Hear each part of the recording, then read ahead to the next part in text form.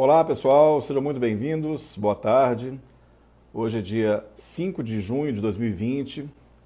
Nós faremos uma live hoje muito interessante. Aqueles que estão acompanhando essa semana, nós estamos trabalhando a parte relacionada à prática previdenciária com diversos profissionais da área, falando a respeito das dificuldades, das potencialidades, das necessidades de capacitação, das necessidades de aprimoramento do conhecimento e falando também da prática do dia a dia forense relacionado a tudo aquilo que envolve a advocacia previdenciária, o dia a dia, as dificuldades, as potencialidades. Sabemos que é uma advocacia que tem um potencial enorme de crescimento daqui para frente. E hoje nós vamos conversar com um advogado, Dr. Vitor Miranda, que vai falar um pouco da prática dentro dos tribunais superiores. Nós vamos falar de alguns temas que estão sendo julgados no STJ, relacionados a temas previdenciários importantes para a relação e a prática previdenciária para os advogados, para juízes, para os operadores do direito de um modo geral. Isso interessa também a diversos cidadãos e aqueles também que são beneficiários dos benefícios previdenciários, benefícios assistenciais, de um modo geral, todos aqueles que estejam envolvidos nessa caminhada do direito previdenciário. Seria interessante sempre estarmos atentos a essas modificações. E os tribunais superiores têm um papel muito relevante nesse ponto. Eu vou convidar o nosso convidado do dia para que ele possa aceitar a nossa solicitação.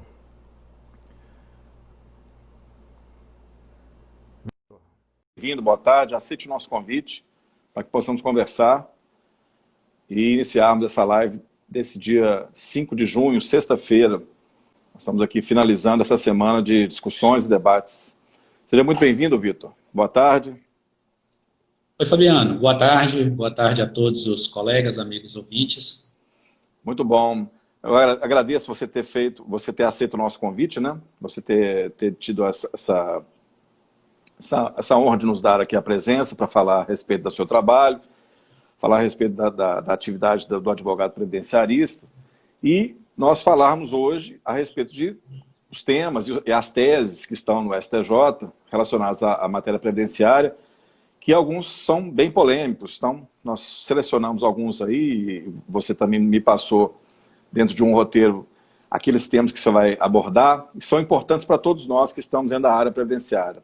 Eu queria, inicialmente, que você se apresentasse para a nossa audiência, falasse um pouco de você, para já iniciarmos o debate dessa sexta-feira.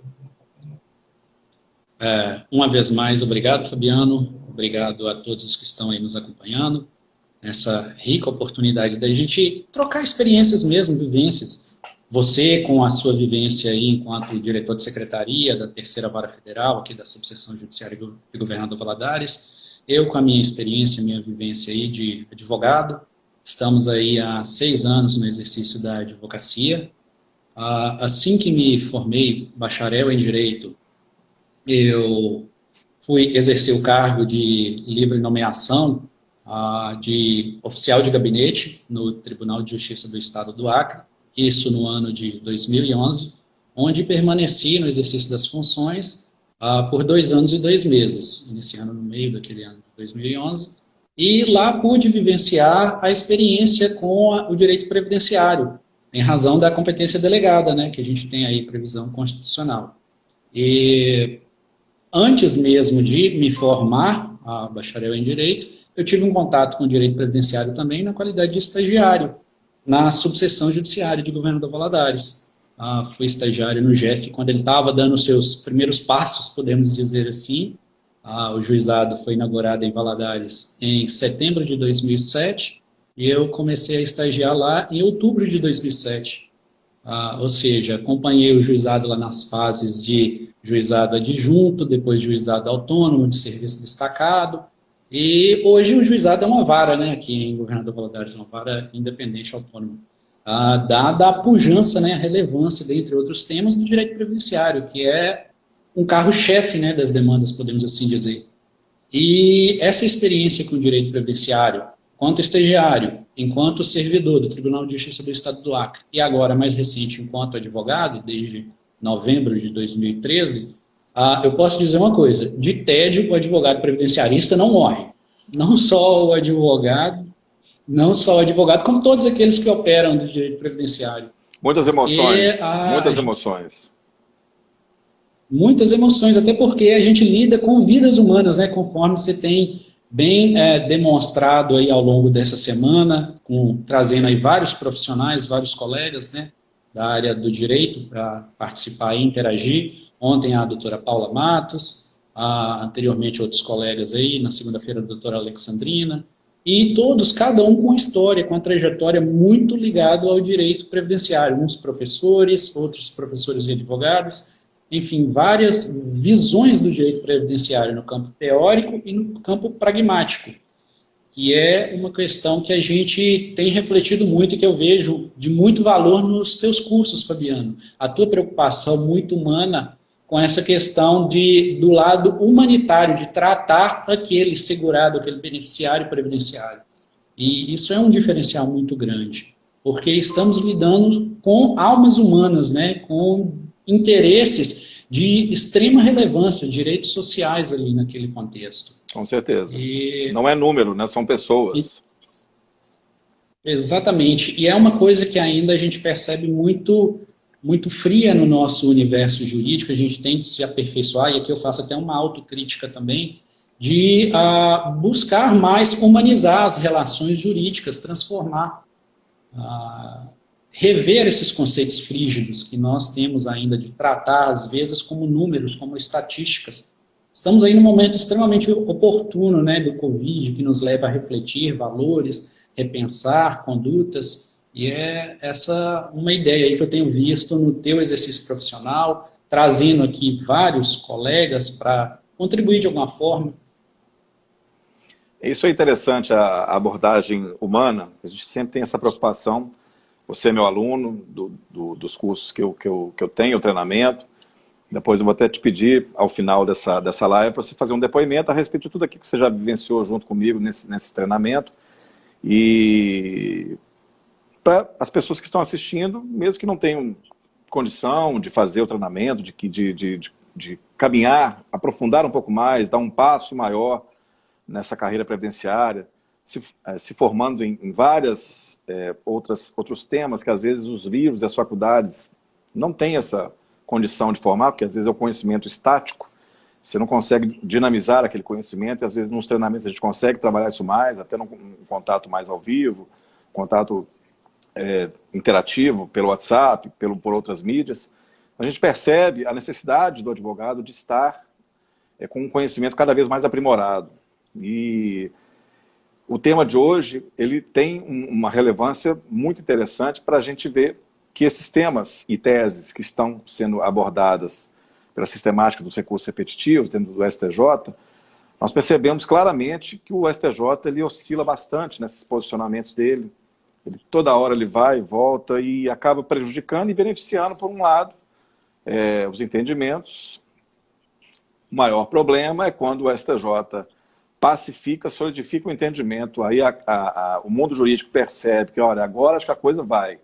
O INSS vai, entra com recurso extraordinário no Supremo e trava tudo novamente. Então, falta um pouco de tato, né, dos atores nesse direito previdenciário, porque os procuradores federais, eu tenho uma crítica um pouco ferrenha aos procuradores federais que trabalham com o INSS, falta a eles um pouco de visão de realidade, visão do que vem depois do trabalho deles dentro da advocacia da União. Eles têm que ver como é que é a situação da população, da justiça, dos advogados. Falta a eles um pouco de tato a isso aí. Acho que eles vivem num mundo deles. Eu acho que precisa um pouco mais, se eles abrirem um pouco o leque disso aí. Claro que eles abordam e são ferrenhos para tratar a legalidade, até para defender a atividade deles, senão eles não têm atividade para realizar. Daqui a pouco eles estão sendo exonerados. Não é o caso, porque eles foram concursados, estão todos ali dentro de uma carreira, previamente realizada com concursos e provas e títulos, mas falta a eles uma visão de mundo dentro dessa área previdenciária, visão de realidade Brasil. Eu tenho essa crítica e continuarei com essa crítica, e já discuti com alguns procuradores federais, até em palestras e congressos que eu já participei, e falta a eles esse tato. Eu acho que é uma própria orientação interna e é uma forma que a gente tem de discutir nesses debates que a gente faz em lives, em trabalhos acadêmicos e profissionais também, tentar mudar, né? Tentar contribuir para uma mudança de pensamento. Isso é muito importante e beneficia a todos isso aí. Então eu queria, nesse momento, para a gente trabalhar, que você norteasse esse estudo dessas teses que você delimitou para a gente estudar aqui hoje e falasse da polêmica que nós temos aí dentro do próprio STJ e daquilo que já vem, né, norteando o trabalho do Poder Judiciário e dos operadores do direito dentro do Poder Judiciário para criarem essas demandas e chegarem a um momento de pacificação. O que vem a ser discutido, o que está sendo mais importante hoje na área previdenciária, o que já foi, o que já tem discutido, o que já está resolvido, o que ainda vai ser resolvido. Queria que você colocasse isso para nós aqui, nesse debate nosso daqui dessa tarde. Uma vez mais agradeço, Fabiano, e adira toda essa sua proposta de reflexão aí, de humanizar, conforme a gente, na nossa primeira intervenção, disse aqui, de humanizar essas relações, nos aproximarmos mais, trazermos mais proximidade, até porque temos lá no nosso texto constitucional o objetivo fundamental de construir uma sociedade livre, justa e solidária. E por que não adotar, a partir deste momento, uma concretização maior nesse contexto aí? Não tornar aquilo como meras normas programáticas que são só deveres estatais e a gente, enquanto atores, operadores do direito, não nos aproximarmos disso, não estabelecermos a nossa parcela enquanto atores sociais que participamos desse contrato social, vamos assim dizer. Uma concretização mais humanística das relações jurídicas, relações processuais. Mas a nossa temática proposta aqui, sem fugir ao tema, seria estabelecermos uma análise superficial, né, até porque o tempo não nos permite aprofundar tanto, de alguns recentes julgados que estão na pauta do STJ, por exemplo, o tema 1011, que estabelece lá a aplicação ou não do fator previdenciário nas aposentadorias dos professores, um tema que estava pautado para julgamento no STJ agora no final do mês de maio, mas foi retirado de pauta.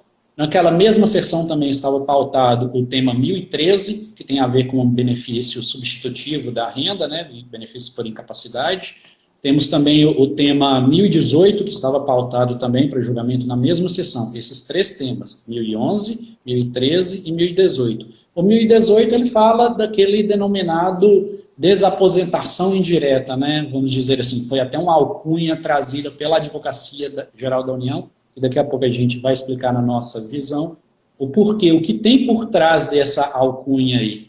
E também o tema 995, que já teve o teu mérito julgado, lá junto ao STJ, recente teve o julgamento dos embargos de declaração interpostos pelo segurado, né, pelo filiado da Previdência, e também pela Advocacia Geral da União, visando o pré-questionamento, já buscando alçar um recurso extraordinário ao Supremo Tribunal Federal. E aquele que tem sido no âmbito da advocacia dos segurados, denominado, se é que é correto assim dizer, a coqueluche, que é o tema 999, que é aquele denominado revisão da vida toda, que busca aí estabelecer a revisão da renda mensal inicial, em razão da Lei 9876 de novembro de 1999. Enfim, temos e dentre outros temas, no próprio STJ, né, como também no Supremo Tribunal Federal. Até tive a cautela aqui de verificar o tema 709 junto ao Supremo Tribunal Federal, que não vai ser objeto da nossa abordagem aqui, mas ele já está com julgamento virtual sendo realizado. O placar hoje está 3-2. 3 votos contra o recurso, no sentido da percepção do benefício da insalubridade, da continuidade do labor, e 2 votos a favor. Acabei de verificar aqui nesse exato instante 3-2, que é outro tema também de extrema relevância para os beneficiários segurados. Mas, antes de entrar propriamente dito no tema, só trazer umas questões relevantes que fulminam aí, que pulsam essa advocacia previdenciária, corroborando com o que nós dissemos, que de tédio o advogado previdenciarista não morre. Jamais. São novidades relevantes, que nesses últimos dias, na terça, quarta e quinta, foi realizado um webinar pelo Instituto de Estudos Previdenciários, o IEPREV, do qual nós tivemos a felicidade de participar, enquanto espectadores, E lá naquela assentada participaram autoridades. O presidente do Instituto Nacional do Seguro Social compareceu, Leonardo Rolim, o Marcelo Bócio, que é o presidente do CPRS, e o Virgílio Oliveira, que é o procurador-geral do INSS. E eles trouxeram novidades relevantes, notadamente nas falas do Marcelo Bócio. Alguns aspectos relevantes sobre justificação administrativa recursal perante o INSS, perante as CPRS, né? A possibilidade de RDR na seara administrativa, também destaques de honorários advocatícios na seara previdenciária também, muito interessante, é um tema aí que pulsa muito, é um anseio da advocacia de maneira geral, e também vai ser estabelecido para a comunidade em geral, para os advogados, os atores interessados, outro tema muito interessante que é um curso de como advogar no CPRS. Por que que eu peço essa parte para trazer essa temática aqui? Porque precisamos, mais do que nunca, refletir as nossas condutas, né, em contribuir com aquela estratégia de desjudicialização da temática previdenciária, que a gente sabe que, nacionalmente, o INSS, a maior quantidade de demandas, né, compete ao INSS. Temos lá na Justiça Federal um grande acervo, o INSS responde. Ou seja, a gente está abarrotando o judiciário e por que não contribuir com a desjudicialização? Enfim, esse é um contexto para a gente refletir, buscarmos esse aprimoramento aí que tanto ansiamos. Aqueles que não conhecem essa sigla CPRS, você pode falar para nós o que significa CPRS? Sim, claro. É o Conselho Recursal da Previdência Social, que é o órgão na esfera, na seara administrativa, né, que delibera em grau recursal após os recursos enviados para as juntas. O CPRS seria a instância última para deliberação na seara administrativa. E é uma oportunidade muito relevante a gente repensar a advocacia previdenciária, trazendo esse contexto do viés administrativo, porque além de abarrotar o judiciário com muitas demandas, que não, na maioria das vezes, estão desprovidas de um direito, muito antes pelo contrário, a gente vê muitos fundos de direitos existentes, mas também a questão de se você não tem um êxito na seara administrativa, no ordenamento jurídico brasileiro, não faz coisa julgada o âmbito administrativo, ou seja, poderíamos posteriormente buscar a seara judicial, em não conseguindo êxito naquela demanda na seara administrativa. O que a gente verifica agora, é justamente isso, se o INSS se aparelhar realmente para atender às demandas administrativas, se realmente tiver uma celeridade nessa análise, tanto dos requerimentos quanto dos recursos, muito bom, mas não é o que a gente vê hoje. Qual é a resposta que o INSS e a própria Procuradoria Federal darão para a sociedade, para os operadores do direito que estão ali dentro, principalmente para o cidadão que precisa do INSS para receber benefícios? Qual é a resposta que eles darão? Será que realmente vai funcionar esse plano de atuação administrativa numa temática a médio e longo prazo de desjudicialização das demandas previdenciárias, que é o que a gente precisa? O maior problema do brasileiro é o panprocessualismo. Tudo é processo, tudo é demanda, tudo leva para a justiça. Os países que têm uma cultura diferente da nossa, um pouco mais, não vou falar países desenvolvidos, porque eles têm também um quê de subdesenvolvidos também em algumas práticas, mas os países ditos desenvolvidos, eles têm a cultura de resolução administrativa de demandas. Por que nós não podemos ter isso aqui? Porque a nossa administração ela é ruim para dar resposta ao cidadão. Então acaba que nós temos problemas, acaba que nós temos problemas para resolver isso. Então o que nós temos que fazer? Nós temos que liderar esses processos para que a administração seja mais eficiente. Essa administração precisa ser mais eficiente. Exatamente. Eficiência, lembrando que é princípio de ordem administrativa, previsto constitucionalmente, né? Enfim, mais uma reflexão aí que fica aqui. Um caráter construtivo, reflexivo, né, de proposição aqui, para mais uma contribuição nossa enquanto atores sociais. Mas agora, aprofundando na temática propriamente dita proposta, o tema 1011, posto lá como repetitivo, né, junto aos STJ, ao Superior Tribunal de Justiça, sobre a aposentadoria dos professores. E esse é um tema que palpita muito, Fabiano, porque temos que repensar também aí a categoria dos professores, né, a valorização. Falamos muito, falamos e pouco fazemos, né? Temos passos aí bem pequenos no sentido de valorização dos professores. E para que possamos falar desse tema, eu queria só abrir um parênteses aqui para fazer um brevíssimo contexto histórico dessa categoria, né, de trabalhadores e segurados aí, porque temos lá no início, num primeiro momento, na questão da aposentadoria dos professores, que era considerado uma atividade, uma ocupação penosa, né, o exercício do magistério. Isso a partir do decreto 53831 de 64. E era, inclusive, classificado como atividade especial. Era penosa, então tinha direito a um reconhecimento de tempo de labor do magistério, né, como aposentadoria especial. Num segundo momento, tivemos aí, então, a emenda constitucional número 18, lá do ano de 1981, em que foi retirada essa categorização como magistério de aposentadoria propriamente dita especial, para uma diferenciação no critério do tempo de aposentadoria, no sentido de que o homem, o professor que exerceu a atividade ligada efetivamente ao magistério, passou a aposentar com 30 anos, e a mulher, na atividade igualmente de magistério, durante a sua carreira, passou a aposentar com 25 anos. Ou seja, tivemos a retirada da qualidade de atividade especial. Aí aqui é importante a gente fazer um parênteses, que foram várias discussões levadas a efeito na Turma Nacional de Uniformização, no Superior Tribunal de Justiça, no Supremo Tribunal Federal, quanto a esse direito de reconhecimento da aposentadoria especial ou não,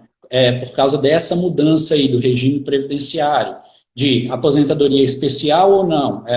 Por vezes foi entendido que teria o direito, mesmo após 1981, dada a legislação advinda no ano de 1995, desculpe, aí havia essa celeuma, que o judiciário, como você disse na sua primeira intervenção aí, indo e voltando, amadurecendo seus posicionamentos, por vezes criando expectativas de direito, trazia uma categoria de reconhecimento e no outro momento trazia outra. Mas, enfim, hoje já é pacificado, após o entendimento consagrado do Supremo Tribunal Federal, no sentido de que, em se falar aposentadoria especial apenas para quem exerceu o magistério até o ano de 1981, até 9 de julho de 1981, data da emenda constitucional número 18. Pois bem, feito esse contexto aí temos agora, no ordenamento jurídico vigente, desde então, desde 1981, o tempo reduzido, uma aposentadoria com tempo reduzido. Mas, aí, num primeiro momento, foi feito um questionamento judicial, se temos esse tempo reduzido para a aposentadoria, 30 anos homem, 25 anos mulher, então, se poderia aplicar ou não o fator previdenciário a essas aposentadorias, se era devido ou não, porque em novembro de 1999 veio a legislação, a 9876, trazendo esse fator previdenciário, que muitas das vezes adotamos o conceito de que ele é algo maléfico, mas na verdade, tecnicamente falando, ele é um multiplicador. Por vezes ele pode reduzir o benefício previdenciário, por vezes sim, mas temos situações também em que o benefício previdenciário pode ser elevado. Por isso, tecnicamente, é correto falar que é um fator de multiplicação, lá na base de cálculo de concessão do benefício, né? Então, esse é o tema que está posto lá no recurso 1011, a aplicação ou não do fator previdenciário para a aposentadoria dos professores. Se é crível ou não aplicar, é concreto, correto aplicar ou não. Porque num contexto, poderíamos dizer assim, que há um prejuízo para os professores, para aqueles que exercem o magistério, porque eles aposentam com um tempo menor. Se eles aposentam com um tempo menor, pode trazer esse prejuízo para eles. E aí, eis a questão. O Tribunal Regional Federal da 4ª Região ele é um tribunal que podemos considerar aí de vanguarda, ele tem recursos na área previdenciária muito relevantes, e um dos recursos especiais, um dos recursos que deu origem a esse tema 1011 é do TRF da 4ª Região, bem como temos também aqueles que foram adotados como paradigma, o número 1799305 de Pernambuco, do TRF da 5ª Região, e o 1808156 de São Paulo, sobre essa temática do recurso especial do tema 1011.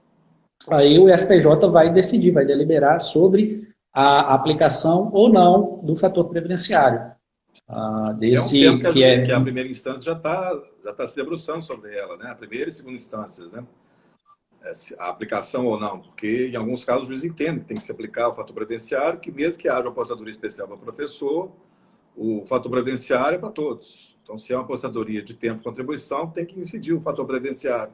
Mas por um outro lado, por questão de justiça social. O professor ele tem um tempo já reduzido em razão da atividade dele, que era antigamente penosa.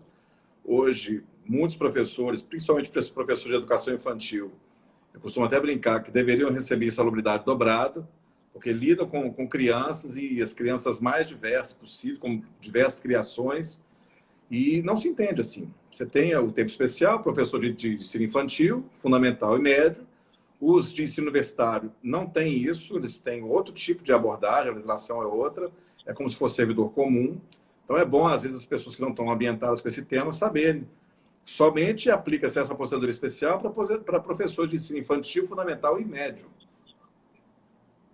Exatamente. Aí, pegando um gancho na tua fala, lembrando que os professores universitários, né, do nível superior, eles têm a emenda constitucional lá 20 de 98, que é possível ter o fator multiplicador, mas isso é outra análise, só pegando o ensejo na tua fala. Com certeza.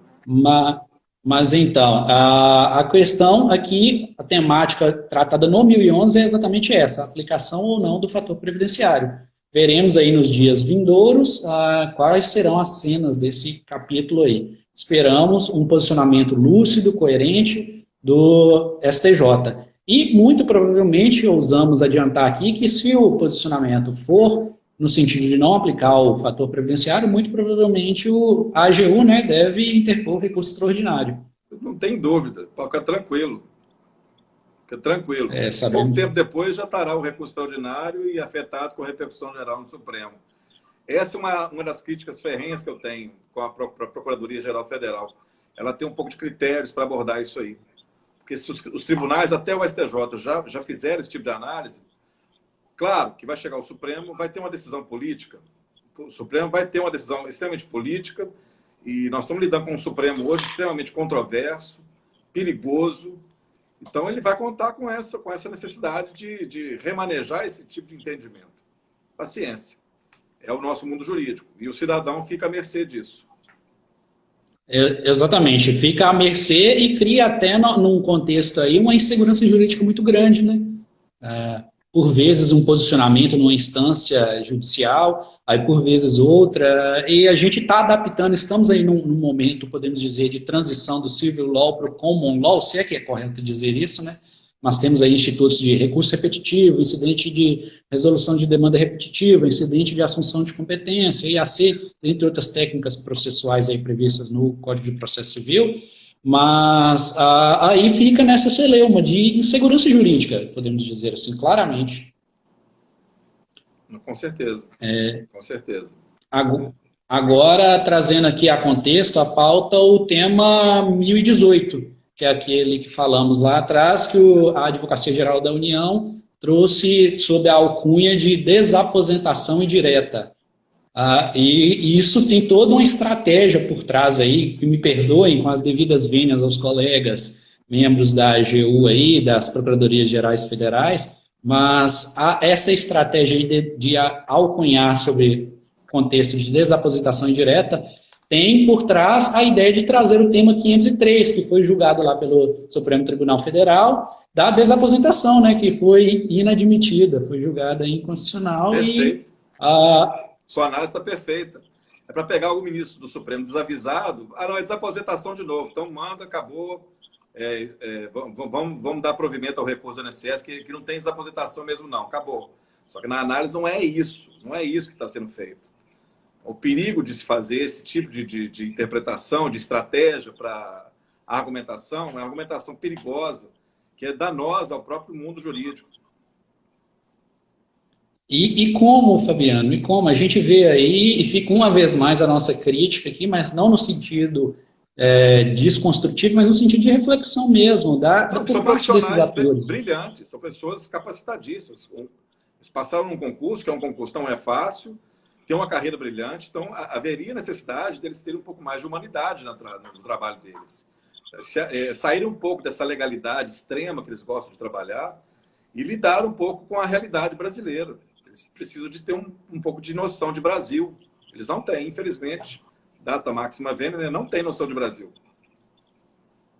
É exatamente isso. De Brasil e, volto a dizer, desse contexto aí dos segurados, dos beneficiários, que na maioria das vezes são rendas que substituem a necessidade de prover a subsistência do ser humano, né? Onde está aí, por exemplo, o aspecto pragmático da dignidade, apelo lá no texto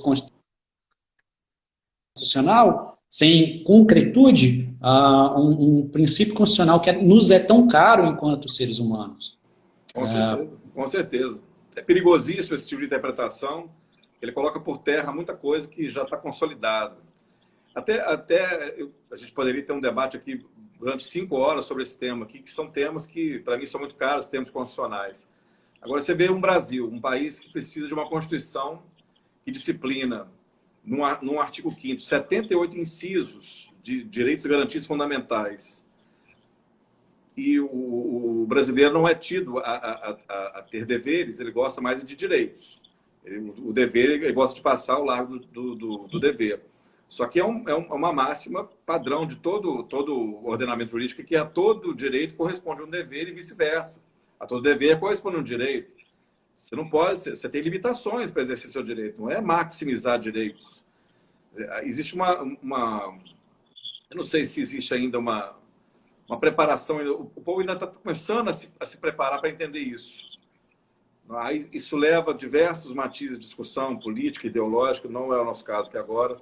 Então, assim, é importante a gente sempre ter um posicionamento a esse respeito. Não vale a pena iludir o cidadão brasileiro, falar que é assim, ponto, acabou, e o Supremo tem uma decisão dele, é assim, sendo que desconstruiu uma jurisprudência que já vinha sendo consolidada há muito tempo, desde os tribunais anteriores, desde a justiça de primeiro grau. Então, é muito perigoso isso, com base num argumento desse, desaposentação indireta. Exatamente. Adiro totalmente a tua reflexão e tua crítica uma vez mais, de tudo o que tem por trás disso. É muito mais do que simplesmente uma coincidência, né? Esse contexto aí. Mas, enfim, nesse tema aí, alcunhado de desaposentação indireta, ele guarda uma similitude com o tema 995, que a gente abordará, faremos a abordagem na sequência. Mas o que diz esse tema aí? Foram afetados lá pelo STJ os recursos 1767, 7989 do Paraná e 1803, 154 do Rio Grande do Sul. Ou seja, ambos oriundos do Tribunal Regional Federal da 4ª Região. Vamos trazer aqui um aspecto pragmático para quem nos acompanha entender este raciocínio. É o seguinte, o segurado, o beneficiário, ele faz aquele requerimento administrativo perante o INSS, no momento 1.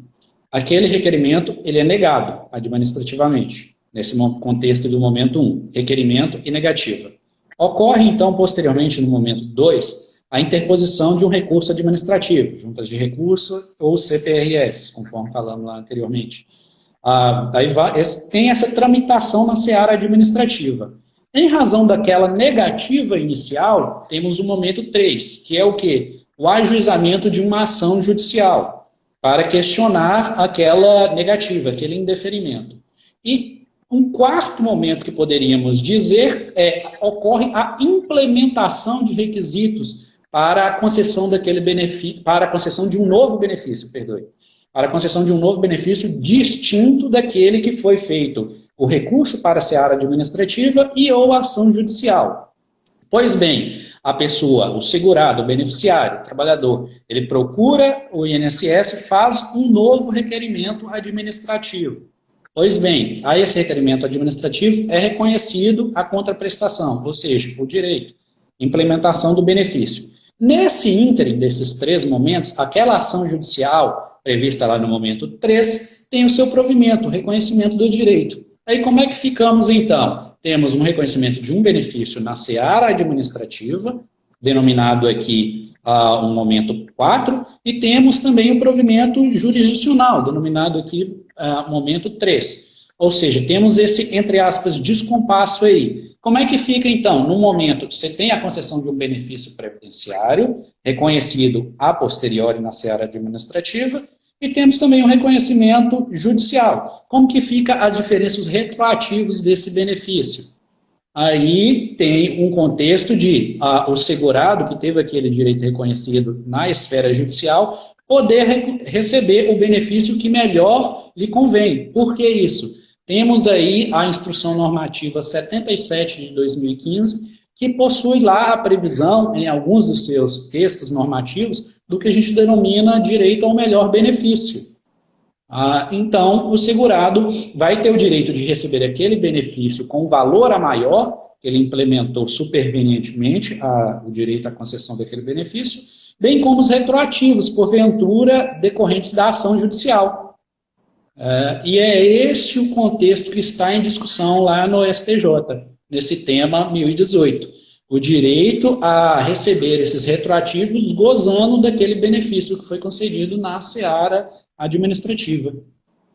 E o STJ vai, no momento de interpretação infraconstitucional, que lhe compete delineado constitucionalmente, dizer o direito, se há o correspondente direito a essa tese de recebimento do melhor benefício no aspecto financeiro e aos retroativos oriundos da seara judicial, porque sabemos nós que a seara administrativa não gera esse direito correspondente ao retroativo. O retroativo que a seara administrativa gera só se for apenas um requerimento, que ele for levado ao longo do procedimento todo, e desde o momento que foi negado as primeiras instâncias ali, o último momento foi favorecido, aí todo aquele período, desde a DR, da data de entrada de requerimento, é deferido como um complemento positivo, né, que é o nome que o INSS utiliza para isso. Se tem 2 requerimentos administrativos em jogo, claro que não haverá complemento positivo, isso você vai ter que discutir judicialmente. É um tema muito justo, é um tema bem relevante e tem que ser resolvido favorável, sim, ao segurado, de ponto a receber esse valor retroativo judicialmente por RPV ou até por precatório. Às vezes são valores grandes. Se nós estivermos lidando, por exemplo, com a aposentadoria especial, você tem muitas vezes valores grandes de contribuição ali, que geram valores superiores a 60 salários mínimos. Então, é importante o STJ se posicionar nesse tocante, porque a justiça, nos graus anteriores, já está se manifestando favorável a isso. Então, quando chega ao STJ, né, às vezes as pessoas que estão nos assistindo não entendem muito bem o trâmite, outros já entendem, mas para verificar que quando chega ao STJ com esse tema, é que essa celeuma já está incomodando a própria administração, os recursos estão sendo pagos, está fora de uma previsão que eles estavam entendendo que aquilo ali está saindo um pouco de controle, entra para repercussão naquela tese específica, depois vai para o Supremo e, a pá de cal, se o Supremo tiver uma decisão política, ele acaba com aquela tese todinha. Então, tudo aquilo que foi feito, o que não foi feito não fará mais. Então, o Judiciário, a Advocacia, a Procuradoria Federal, você tem momentos. Então, os advogados previdenciaristas têm que aproveitar esses momentos com seus clientes para ajudá-los o mais rápido possível. Assim que tiver condição de movimentar a máquina administrativa, movimentar a máquina judiciária, então já tem um requerimento ali, então o processo será julgado com base naquela legislação, né? O tempo rege o ato daquele dado momento lá atrás. Então, se houver alguma mudança, alguma questão que for alterada judicialmente, dependendo do que já foi julgado, se já tem coisa julgada material, não se repercute mais. Então, é o perigo de se só trabalhar com a área administrativa, é justamente isso. Mudou o entendimento, acabou, a pessoa não tem direito mais. Eu até conversei com uma das pessoas nessa semana, falei que a Justiça Federal, no âmbito nacional, e também a própria Procuradoria Federal, eles têm um conselho de inteligência em alguns tribunais, que eles estão tentando administrativizar, vamos dizer assim, os entendimentos judiciais já sedimentados em teses. É um trabalho de inteligência, eles estão tentando fazer isso aí. Para quê? Para que o INSS não faça isso que ele está fazendo com essa argumentação de desaposentação indireta, vai levar ao Supremo para tentar barrar tudo, para tentar revisar o que já é previsto, já está sedimentado pelo STJ, que é a revisão da vida toda, vai levar para o Supremo ter um outro olhar, um olhar diferente, político, ideológico, contrário, às vezes, a tudo aquilo que já vem sendo julgado no judiciário. Isso é um desmerecimento ao juiz, ao desembargador que analisou, favorável àquela tese, aí muda tudo. Então, é muito perigoso. Até o ministro do STJ, que já decidiu isso. Então, você não pode desmerecer um trabalho de todo esse pessoal que trabalhou lá antes. Além dos membros do Poder Judiciário, você tem os advogados, você tem todos os cidadãos que estão por trás disso, os serventuários que trabalharam nesse processo. Você desmerece uma atividade judicial. Essa é uma percepção, é uma crítica até que eu faço nesse sentido. E se me permite acrescer a tudo isso, lembrando também o papel desses juízes primevos, né, juiz de primeira instância, de segunda instância, no caso dos tribunais, que são os órgãos responsáveis por analisar provas, né? Sabemos que no perfil legal hoje posto, o STJ e o STF, em grau recursal, não têm o condão de analisar provas. Ou seja, por que não valorizar mais ainda sob esse prisma de reflexão aí, Fabiano? É mais como se diz aqui, um espaço de, me perdoem aqueles que estão acompanhando, de desabafo, mas no sentido de crítica construtiva. Mas as lives, e a gente vive num país democrático, acho que apesar de haver um governo que estão tentando taxá-lo de não democrático, a democracia não acabou, não. Eu não vejo nada fora da democracia, não. Pelo contrário, eu tenho possibilidade de falar com você aqui agora, não tem ninguém do governo, nenhum censo que vai cortar pela internet e vai me processar. Não existe isso aqui, não. Apesar de haver países que têm isso, nós sabemos claramente, quem estuda sabe muito bem que tem países que fazem isso, que não deixam essa informação circular. Aqui nós não temos isso. Então, o nosso momento de discutir é aqui agora. É liberdade de expressão. Isso levado ao extremo. A Constituição nos permite isso. Claro que a liberdade de expressão, como todo direito garantido fundamental, tem limitação. Às vezes o brasileiro ele esquece um pouco disso. Tudo tem limite. Nada é absoluto. Tudo tem limite. Você tem que saber muito bem. Se você abusar daquele direito, você pode ser processado. Normal.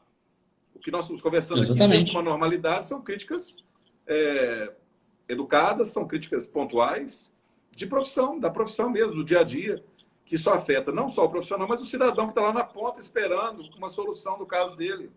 A pessoa está precisando de comer. É muito triste você ver uma posição de uma Procuradoria Federal que esquece que tem um cidadão querendo comer. Ele vai analisar com base na legalidade. Isso é muito triste. Isso. É frio demais, calculista demais, entender que aquele cidadão que precisa... Claro que nós temos casos de fraudes, isso tem que ser combatido, sim.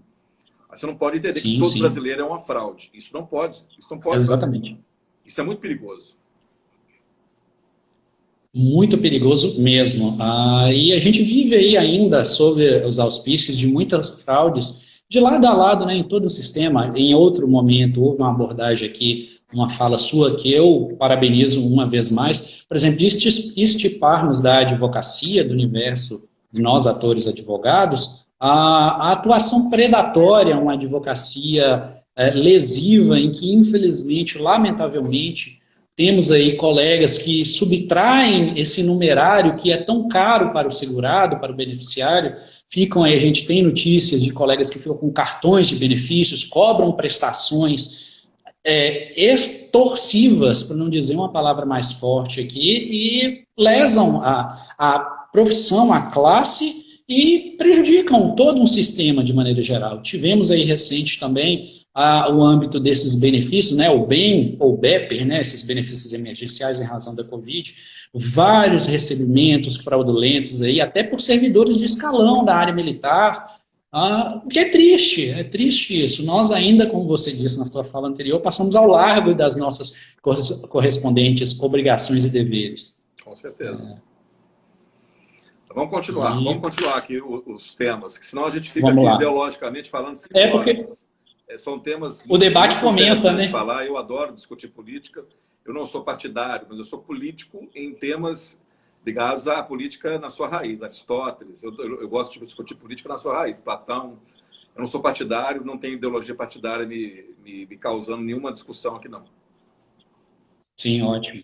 Retomando então ao tema, passando agora ao tema 995, que é aquele denominado reafirmação da DER. Esse aí, sim, é uma alcunha, um nome mais apropriado com o fundo de direito que ele é levado a efeito, né? E como dissemos em outra fala nossa, ele guarda uma pedra de toque com o tema 1018. Sim. Por quê? O tema, esse DER, o que é esse DER para quem está nos acompanhando, contextualizar? Que eu vejo que é uma preocupação didática sua muito grande no teu portal, lá no YouTube, com pessoas que não têm essa compreensão. Trazer um espaço mais democrático, né, por assim dizer. DER é a data de entrada do requerimento, que é aquele momento oportuno em que o beneficiário, o segurado, procura o INSS, seja pelo portal Meu INSS ou alguma outra forma, algum outro canal, ou pelo número 135, né? Faz aquela busca e a DER? A DER é aquele momento em que há a solicitação de concessão, de análise de um benefício. Não é o momento em que é agendado o atendimento, por exemplo, que costuma ocorrer essa confusão, e por vezes, por um ato de falha humana ou outros contextos aqui, há esse equívoco de aplicação da DER. Então, o que está em análise é essa reafirmação da data do requerimento, data de entrada do requerimento. O que ocorre?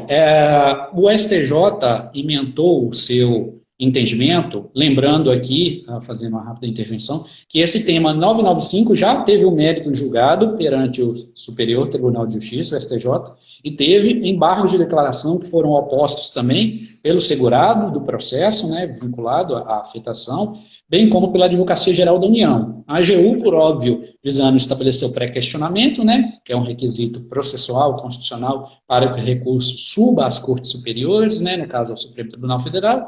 E foi interessante porque o que foi restado estabelecido nesse entendimento do tema 995?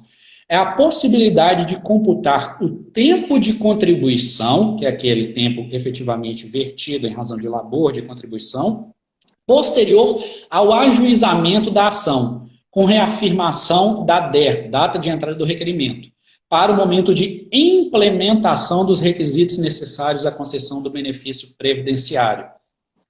O que isso tem de pedra de toque, de comum, de afinidade com o tema 1018? Que é o quê? Naquele tema 1018, relembrando lá, nós temos temos 4 momentos, pelo menos, bem delimitados, né? Requerimento negado, recurso administrativo, a interposição de ação judicial e, posteriormente, concessão, implementação dos requisitos para um novo benefício. Nesse aqui, diversamente do tema 1018, nós temos uma superveniente implementação dos requisitos para a concessão do benefício, mas não há um novo requerimento, não é formulado um novo pedido na seara, na esfera administrativa perante o INSS. Há um pedido, ele é negado, e antes de ser formulada o despacho, né, por parte do serventuário, da agente da administração, lá do INSS, ou dos órgãos recursais, ele tem a incumbência legal de analisar se há implementação dos requisitos para a concessão daquele benefício outrora vindicado, outrora feito um requerimento. Também a pedra de toque corresponde o quê? O direito ao melhor benefício também, tal qual lá no tema 1018. Igualmente previsto lá na Instrução Normativa 77 de 2015. Dentre outros também, o Supremo Tribunal Federal já estabeleceu que é direito correspondente ao patrimônio jurídico do segurado o direito ao melhor benefício. Temos a previsão também na Lei do Processo Administrativo, o dever de informar, né, de zelo do agente administrativo, do servidor, e também essa previsão na Instrução Normativa 77 de 2015. Então, o que ocorre? Se a pessoa completa os requisitos para a concessão de um benefício previdenciário em momento posterior do trâmite da tramitação, que levou a efeito aquele requerimento administrativo, então o INSS deve conceder ao segurado, ao beneficiário, aquele benefício. E retornando a data de entrada do requerimento, os efeitos patrimoniais, os efeitos financeiros correspondentes, que é aquela data do primeiro requerimento administrativo. Essa reafirmação. Até porque, da data da entrada do requerimento originário até a análise pela autoridade administrativa, ele continuou contribuindo. Então, ele tem necessidade de computar essas contribuições previdenciárias para essa reafirmação no momento que ele analisou o requerimento dele, voltando à origem e fazendo o complemento positivo que ele tem direito a receber. Até na justiça você tem isso também. A pessoa, às vezes, ela entra com uma ação judicial, inicialmente a parte poderia até ter, porque na administração foi negado, mas ao longo do processo, até a sentença do juiz, a parte adquire o direito. O que os juízes fazem? Eles reafirmam também a data da DR, consultam a parte, com base na Instrução Normativa 77, de 2015, a possibilidade de reafirmar a DR para eles numa ação judicial. Se a parte aceita, ela vai trazer o valor da data da sentença com valores atrasados, utilizando aquele requerimento administrativo também que foi negado na administração. Exatamente. E da tua fala é importante acrescer que no julgamento desses embargos de declaração, no final do mês de maio, o tema 995, o STJ estabeleceu um contexto muito relevante, que é o quê? Qual o âmbito judicial para reafirmar a DER? Em outras palavras, quais seriam os juízos competentes? Seria em primeiro e segundo graus, ou seja, no juiz aquó, no juiz inicial, no juiz singular, bem como no âmbito dos tribunais. Se for em grau de recurso especial perante o STJ ou o STF, não é mais possível estabelecer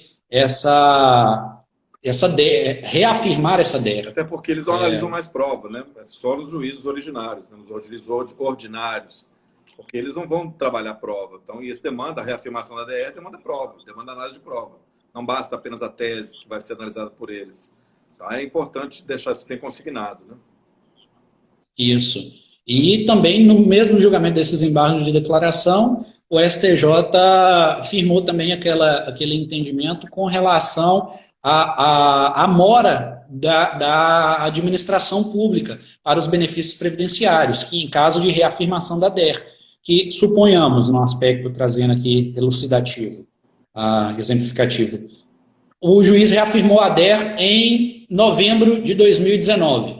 A mora não é constituída a partir daquele momento, é 45 dias posterior àquele período. Isso também restou esclarecido por intermédio dos embargos de declaração no âmbito. E está esclarecido esse tema 995, temos agora um pequeno tempo, estou vendo que nossa live já está aqui com um tempo bem exíguo, o tema 999. O tema 999, que é a revisão da vida toda, que guarda íntima relação com o que ocorreu após a Lei 9876 de novembro de 1999, trazendo um regime de transição para os segurados. Esse tema 999, da revisão da vida toda, ele foi reconhecido o direito aos segurados, aos beneficiários da Previdência, no âmbito do Superior Tribunal de Justiça, e a Advocacia Geral da União interpôs o correspondente recurso extraordinário, que já foi admitido pelo Superior Tribunal de Justiça, determinando a suspensão do processamento do andamento dos feitos dos processos correspondentes a essa tese judicial. O Supremo já aceitou a repercussão geral, mandou sobrestar, né, os processos que estão lidando com discussão da revisão. Quem já foi julgado, mas que não tem coisa julgada, até que se reanalise isso aí em sede de turma recursal ao tribunal, vai ter que esperar a decisão do Supremo agora. E o que a gente percebe é que nesse tema 999, o STJ deixou bem consignado ali que somente tem direito a essa revisão aqueles segurados que se inscreveram ao RGPS até o dia 25 de novembro de 99. Estão filiados ao RGPS. Todo mundo tem direito. Não é todo mundo que tem direito a isso, não. Tem que ter muito cuidado de analisar isso aí, porque é o dia anterior à data da publicação da 9876 de 99. Somente aqueles que se inscreveram na Previdência Social, no RGPS, o regime geral de previdência social, como segurados. A partir dali, ele tem direito, ele vai acumulando o seu tempo de contribuição e depois que ele teve o benefício. Então, se tem isso aí, ele pode pegar salários anteriores a julho de 94, que é o padrão que a norma utiliza, para esse cálculo. Então, esse é um ponto que gera prejuízo para a administração. Vamos dizer, se for ter que pagar isso aí, é muito dinheiro. Tem pessoas que têm benefícios ali que são altíssimos com essa revisão da vida toda, então é um tema político. Então, o STF acaba que entende que, na verdade, é melhor os ministros pensarem um pouco mais para refletirem a respeito disso aí, levar a matéria para o plenário, depois eles vão discutir e sobressa todo mundo e coloca um recurso paradigma ali para decidir. Todos os outros serão levados a esse efeito enxurrada que a decisão do Supremo tem. Exatamente, exatamente. E uma decisão que a gente tende a, sem querer ser pessimista, a ver um aspecto de interferência muito política, né? Notadamente no momento de dificuldade orçamentária, que se esse recurso for pautado aí no contexto de Covid ou posteriormente, num curto período, teremos os reflexos, que a gente sabe disso, né, de retração, de déficit econômico, que não compete ficar analisando. Com certeza, com certeza. Mas o momento da pauta desse julgamento vai refletir o entendimento dos ministros. Salvo raríssimas exceções, mas eu não vejo, infelizmente, na composição do Supremo hoje, raríssimas exceções que possam comandar o entendimento contrário. Um ou outro ali que podem ter vozes favoráveis ao segurado, a grande maioria ali já tem um entendimento, já, pelo que me parece, já favorável à própria administração, favorável à própria manutenção dessa revisão, a não manutenção dessa revisão para a vida toda. Vamos aguardar cenas do próximo capítulo, né? Aguardaremos, com certeza. Ô, Vitor, eu gostaria de agradecer a sua presença, a sua disponibilidade em estar aqui com a gente. E, ao final dessa live, eu queria te pedir uma gentileza para todos que estão aqui, você nos fazer um depoimento como aluno do treinamento 5.0, Turbo Max e Prática Previdenciária, as suas percepções a respeito desse treinamento. A partir de segunda-feira, dia 8 de junho, será lançada a terceira turma desse treinamento. Aquelas pessoas que tiverem interesse de participar, acompanhem as divulgações que teremos no Instagram, no Facebook e, de um modo geral, pelas mídias sociais, e poderão participar dessa turma. As vagas são limitadas e você, como aluno que já participou, você que já tem sempre esse interesse de estudar, de sempre se aprofundar, é uma pessoa sempre que gosta de pesquisar e sempre está perguntando, qual o seu depoimento a respeito desse treinamento para que as outras pessoas que possam ter interesse de entrar possam verificar você aí na prática, isso aí? Então, Fabiano, eu quero também agradecer por essa oportunidade, esse espaço que nos é tão caro, espaço democrático. Quanto ao teu treinamento, sendo transparente, só tenho elogios inúmeros. Por quê? Fiz, no primeiro momento, o treino 3.0, agora estou atualmente no treino 5.0 e cumpre fidedignamente tudo que é proposto ali. Você entrega cada um daqueles itens, consegue nos esclarecer, nos trazer uma compreensão vivencial, um aspecto pragmático, que é algo que nos é muito caro enquanto profissionais, sujeitos, operadores do direito, dessa sua bagagem de vivência enquanto hoje diretor de secretaria de uma vara de juizado especial federal. Você traz ao esclarecimento, ao conhecimento de todos aqueles que se propõem como alunos, esse matiz, esse aspecto teórico e pragmático, uma vivência muito rica, muito lúcida mesmo.